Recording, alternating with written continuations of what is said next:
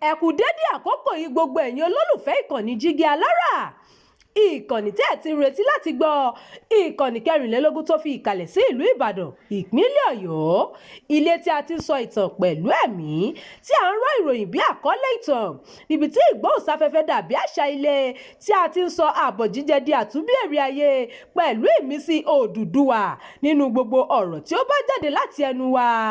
Ẹ̀yin olùgbọ́ wa, a dúpẹ́ fún bí ẹ ṣe ń bá wa lọ, ojú tẹ́ fi ń wò wá kò ní fọ́, bẹ́ẹ̀ sì ni etí tẹ́ fi ń gbọ́ wa kò ní di. Abdulkareem Nimat ni oníròyìn yín.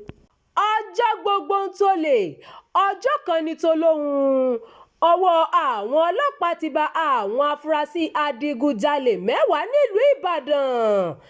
Iléeṣẹ́ ọlọ́pàá ìpínlẹ̀ Ọ̀yọ́ ti kéde pé ó kéré tán wọ́n ti mú afurasí adigunjalè 10. Wọ́n ní ọwọ́ bá àwọn afurasí náà ní ilé ìtura kan tó wà nílùú Ìbàdàn, olú ìlú ìpínlẹ̀ náà. Àtẹ̀jáde tí alukoro ọ̀gá àgbà iléeṣẹ́ ọlọ́pàá náà DSP Ọláyínká Àyànládé buwọ́lù. Àyànládé ní ikọ̀ àwọn adigunjalè náà làwọn mú ní ilé ìtura kan níbi tí wọ́n máa ń farasí sí ní agbègbè Challenge nílùú Ìbàdàn. Ó fi kún pé àwọn ọ̀daràn yìí ni wọ́n mọ̀ gẹ́gẹ́ bí ikọ̀ alọ́nilọ́wọ́gbà pẹ̀lú fífi ìbọn ṣẹ̀rùbà àwọn ènìyàn.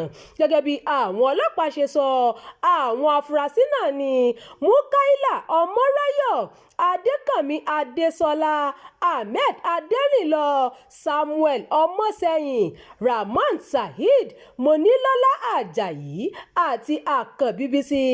Àwọn mìíràn tí ọwọ́ tún bà ní Wasilat Abdullahi, Bọ́lájí Tanímọ̀lá pẹ̀lú Adéọlá Oyèṣínà. Àyànládé fi kún ọ̀rọ̀ rẹ̀ pé àwọn rí àwọn nǹkan tí wọ́n jí gbé gbà lọ́wọ́ wọn tí iye owó rẹ̀ tó 100 mílíọ̀nù náírà. Ẹ ṣeun tí ẹ ń tẹ́tí sí ìkànnì yìí, ẹ máa bá wa pín ká kí ẹ sì fi èròǹgbà yín sí abala àríwísí.